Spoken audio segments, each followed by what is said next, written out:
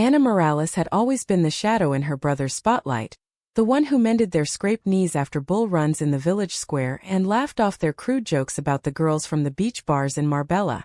Born in a sun-baked casa on the western edge of Malaga, where the Sierra de las Nieves mountains kissed the Costa del Sol, she was the unexpected daughter in a lineage of rough-hewn men. Her father Javier, a stoic olive farmer with calluses like ancient bark and a mustache that hid his rare smiles, had immigrated from a dusty corner of rural Texas in the 70s, chasing Franco's fading promise of prosperity.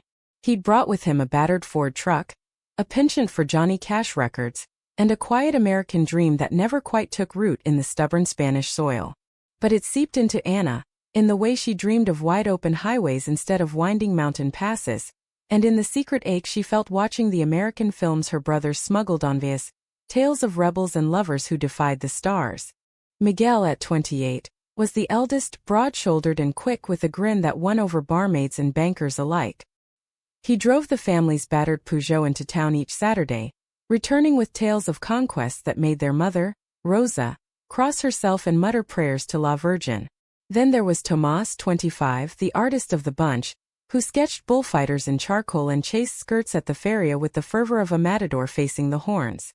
And little Diego, barely 21, still gangly with the awkward grace of youth, idolizing his brothers while nursing crushes on the American tourists who flocked to the beaches like migratory swallows.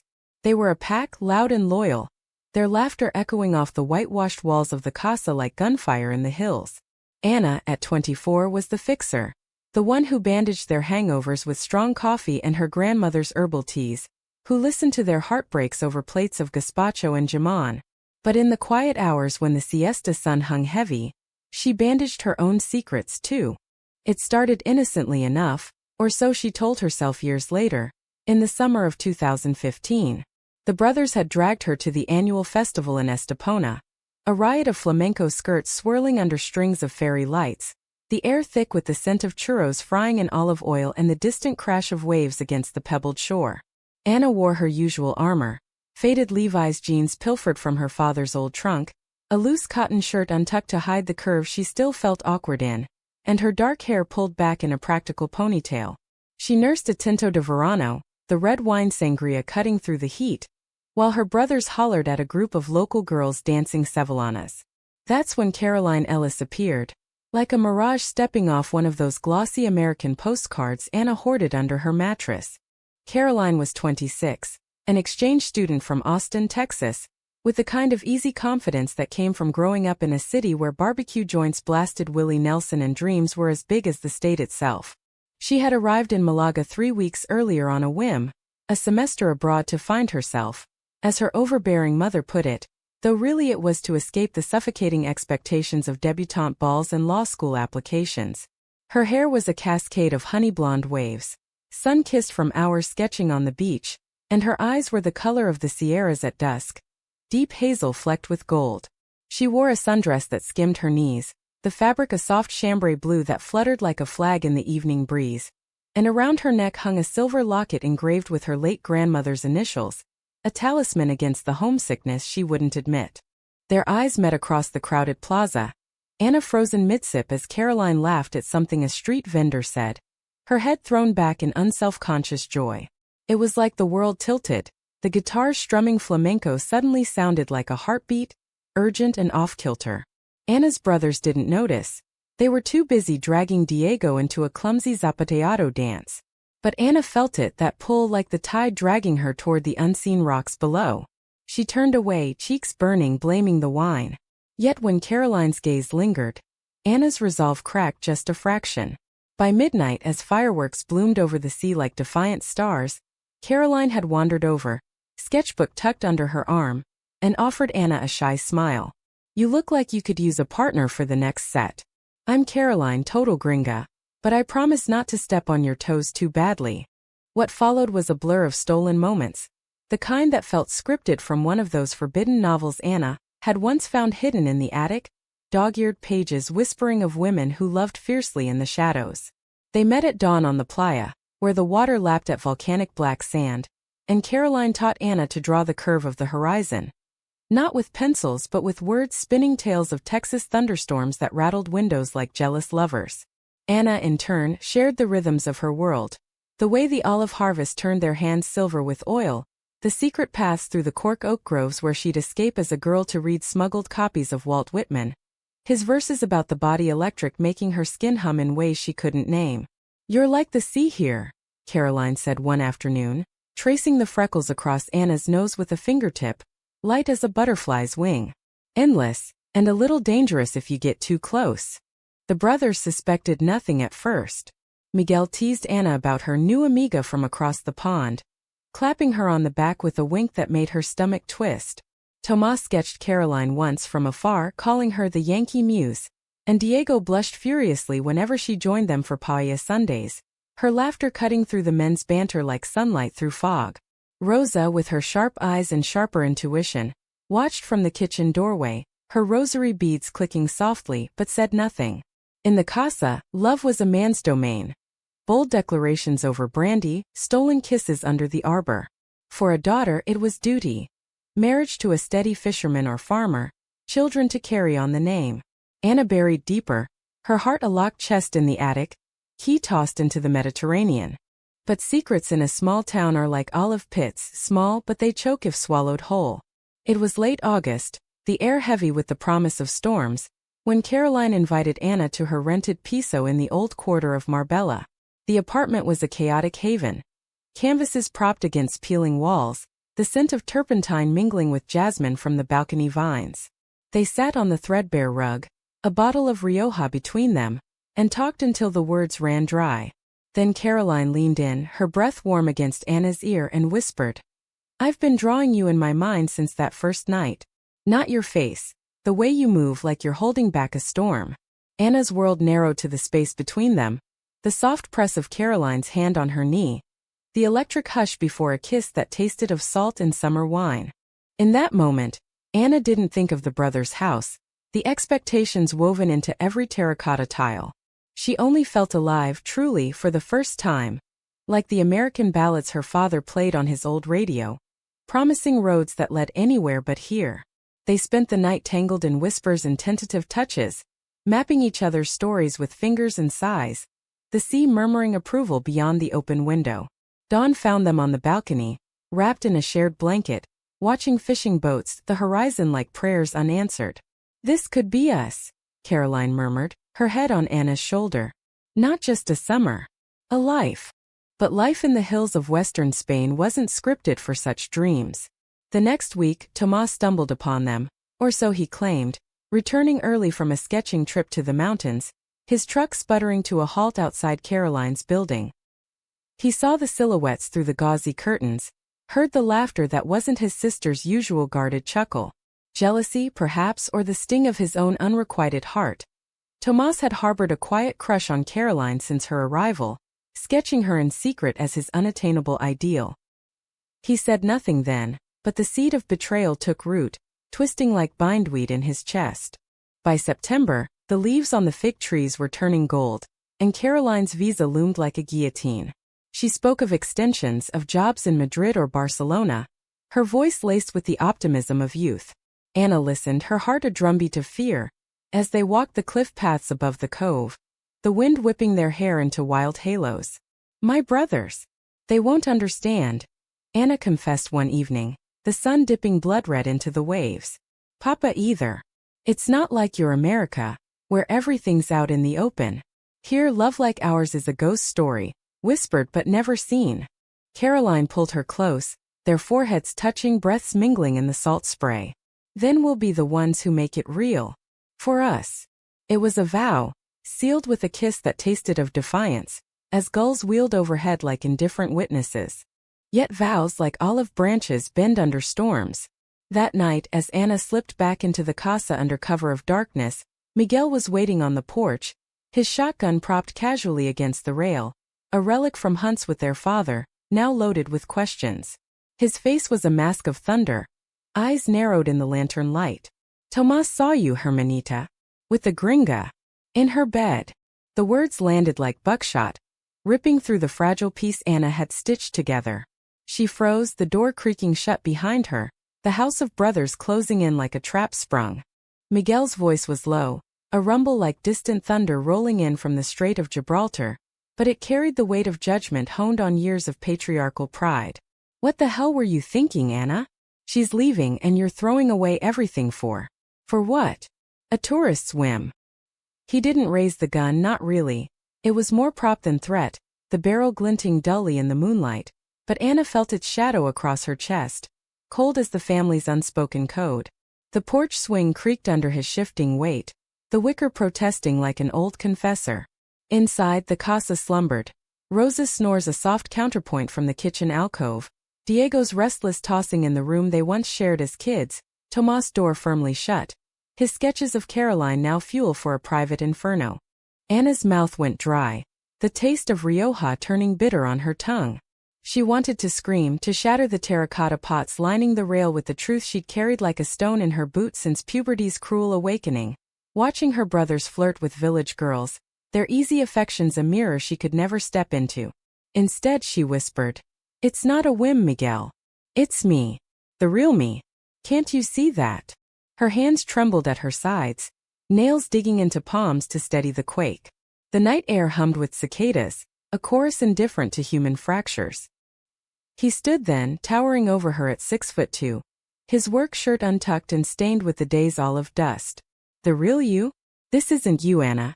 This is some Yankee poison filling your head with nonsense." Papa would roll in his grave. Their father had passed 2 years prior, felled by a heart attack in the groves, leaving Javier's American ghosts to haunt the sons who'd inherited his temper and the daughter who'd inherited his wanderlust. Miguel paced now, boots thudding on the saltillo tiles, the shotgun swinging loose in his grip. "Tomas is wrecked," he thought. "Hell, we all thought you were the steady one. And now this. If word gets out." "It won't," Anna cut in, voice sharpening like a switchblade. "Tomas won't say a word. He's your brother, same as me." But doubt not at her. Tomas had always been the sensitive one, his heart a canvas too easily bruised. She'd seen the way his eyes followed Caroline, hungry for connection in a life of fleeting sketches and failed romances. Betrayal wasn't in his nature, or so she'd believed, until the flicker of resentment in his gaze the week before, when she'd laughed too freely at Caroline's jokes over dinner. Miguel stopped, exhaling a sigh that carried the weight of the finca's mortgage. The brothers shared dreams of expanding the groves into a boutique olive oil brand for export to those very American markets their father romanticized. "Swear it ends tonight. No more sneaking off. She's gone in 2 weeks. Let her go back to her big skies and barbecues. We keep this in the family, Anna. For Mama. For all of us." His eyes softened then just a fraction, the big brother surfacing through the patriarch. He pulled her into a rough hug, the scent of sweat and earth enveloping her, and for a moment she let herself lean in, the little sister craving absolution. But as she pulled away, nodding mutely, the lie tasted like ash. How do you bury a piece of your soul? The next days blurred into a tense masquerade. Anna avoided the brothers' eyes at breakfast, her portions of tortilla española untouched on the scarred wooden table, while Rosa clucked her tongue and pressed extra bread into her hands. "You're too thin, mihija. Love makes fools, but hunger makes ghosts." Did she know? Anna wondered, catching her mother's sidelong glances, the rosary beads now clicking faster during evening prayers. Diego, oblivious in his youth, chattered about university applications in Seville, dreaming of engineering like the Americans in his dog-eared textbooks. Tomas was the ghost, vanishing into the hills with his easel, returning only for meals where his smiles were brittle as autumn leaves. Caroline sensed the shift immediately, her texts, smuggled on Anna's ancient Nokia, growing urgent. "What's wrong? You vanished like smoke." They met in stolen slivers, a hurried coffee in a back-alley cafe in Fuengirola, hands brushing under the table. A midnight drive to the lighthouse at Punta de Calaburas, where the beam swept the sea like a searching eye. There, under a canopy of stars thick as spilled milk, Caroline confronted her. "Talk to me, Anna. I feel you slipping away, like sand through my fingers." They sat on the hood of the borrowed Peugeot, the engine still ticking cool, the waves a relentless underscore to Anna's unraveling confession. "It's Miguel," she admitted, voice cracking like dry earth. "He knows. Tomas saw us. They think it's a phase, a mistake I'll outgrow. Like everything else that's not traditional. Tears welled, hot and unbidden, tracing paths down her cheeks to salt on her lips. Caroline gathered her close, fingers threading through Anna's hair, murmuring comforts in that soft Texas drawl that always made the world feel bigger. Traditions break, Carino. People do too, but the good ones rebuild stronger. We can fight this. Apply for that visa extension, find a place in Madrid. Your heart's American, remember? Wild and free. Anna laughed, a hollow sound swallowed by the wind. Papa's heart, maybe. Mine's tangled here in the roots. But in Caroline's arms, with the lighthouse pulsing like a heartbeat, she allowed the dream to flicker. A shared apartment overlooking the Retiro Park, mornings of café con leche and shared canvases, evenings where love wasn't a secret but a song sung loud. They kissed then, slow and deep, the kind that mends fractures if only for a night. Driving back, Anna's resolve hardened like cooling wax. She'd tell Miguel no, not end it, but defy the cage. For Caroline. For the girl she'd hidden since watching her brother's easy affections and realizing her own ran deeper, truer. But betrayal, that sly serpent, had other plans. Tomas returned from the hills one dusk, his portfolio clutched like a shield, face gaunt from unspoken wars. He cornered Anna in the olive press shed. The air heavy with the fruity tang of crushed drupes, the ancient stone will silent witness to generations of labor. I didn't mean to see. He started, voice raw, eyes red-rimmed from more than dust. But I did. And it hurts, Anna. Not just because it's her. It's because you're slipping away from us. From me. His sketches spilled out then, a cascade of paper. Caroline's face in a dozen poses, ethereal and unattainable, interspersed with Anna's, laughing, pensive, alone. I thought, maybe if I showed her my work she'd see. But you have her in a way I never could. Anna's stomach plummeted, the pieces clicking like a rusted lock. Tomás? No. She's not a prize. And neither am I. She reached for him, sisterly instinct overriding the sting. But he recoiled, papers crunching underfoot. Miguel wants it over. He asked me to talk to her folks back home. Some connection through Papa's old Texas contacts. Make sure she leaves quick, before it stains us all. The words hung venomous as Tomás' face crumpled, torn between blood and the ache of unrequited longing. He fled then, leaving Anna amid the scattered dreams, her hands stained black with pulp, the press's groan echoing her own. Panic clawed at her chest as she raced to Caroline's piso, the Peugeot's tires kicking up gravel on the coastal road. The sun was a bruise on the horizon when she burst through the door, finding Caroline packing canvases, her locket glinting like a warning. Tomás, he's going to? Anna gasped, the story tumbling out in frantic Spanish-English hybrid. Caroline's face paled, hazel eyes storming, but she pulled Anna down beside her, suitcases half-zipped like open wounds. Let them try. My mama's no pushover. She'd sooner send lawyers than prayers. But Anna, if it's too much I get it. I won't drag you into my chaos. The offer hung. A mercy Anna couldn't accept. No. We're in this. Together. They clung through the night, planning escape hatches. A train to Barcelona, forged letters for extensions, calls to women's networks Caroline knew from Austin's queer scene. Dawn brought fragile hope, sealed with promises whispered against skin. But as Anna drove home, the radio crackled with Johnny Cash's Ring of Fire. A prophetic burn. The confrontation came swift as a sirocco wind. 3 days later at the family finca. Miguel had gathered them all, Rosa wringing her apron in the courtyard, Diego wide-eyed on the stone bench, Tomás lurking by the well, his sketches burned to ash in a tin bucket. Caroline arrived uninvited, her rented Fiat crunching the gravel, sundress traded for jeans and a defiant denim jacket, locket swinging like a pendulum. Anna met her at the gate, hands linking in plain sight, a silent gauntlet thrown. Miguel stepped forward first, shotgun nowhere in sight but his stance armed. Señorita Ellis. This ends now. Go back to Texas, your fun's over. Caroline didn't flinch, her drawl steady as the Rio Grande. Fun? This is love, senor. The kind that doesn't pack up with the suitcases. Hurt her. And you hurt the best part of your family. Rosa gasped, crossing herself, while Diego shifted uncomfortably, whispers of confusion flickering in his eyes. Tomás broke then, voice cracking. It's my fault, I loved her first. In my head anyway. Anna stole that. The courtyard froze, betrayal's blade twisting deeper, as Caroline's gaze softened. Not with pity but understanding. Love isn't theft, Tomas. It's not a canvas you claim. It's shared or it's nothing. He turned away, shoulders heaving, the artist in him shattered by his own hand. Miguel's face reddened, fists clenching. Out. Both of you. Before I. But Rosa intervened, her voice a whip crack. Enough. This house birthed 4 children, not 3 sons and a ghost. Anna's heart is hers, Javier would say. Remember his stories? Freedom across the sea. The matriarch's words hung.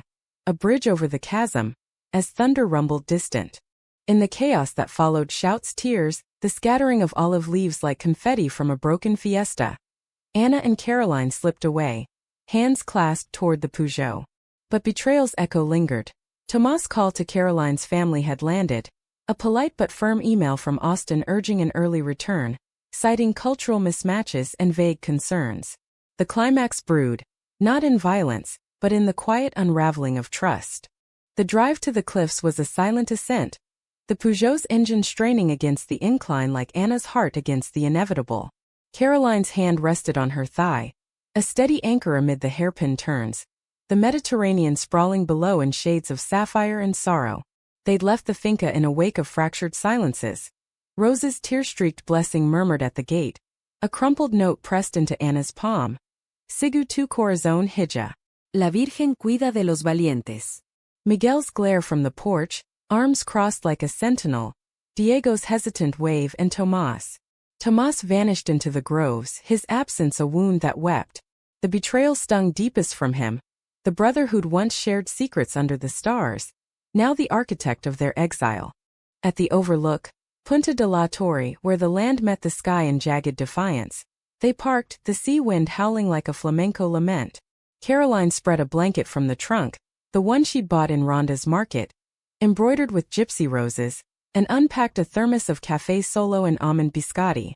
Picnic for the end of the world, she quipped, her smile brittle but bright. Hazel eyes scanning Anna's face for cracks. They sat cross-legged, knees touching.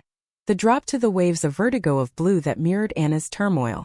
It's not the end, Anna said, though her voice wavered. The lie thin as the morning mist burning off the water. The email from Caroline's mother had arrived at dawn, forwarded without preamble. Darling, we've booked your flight for tomorrow.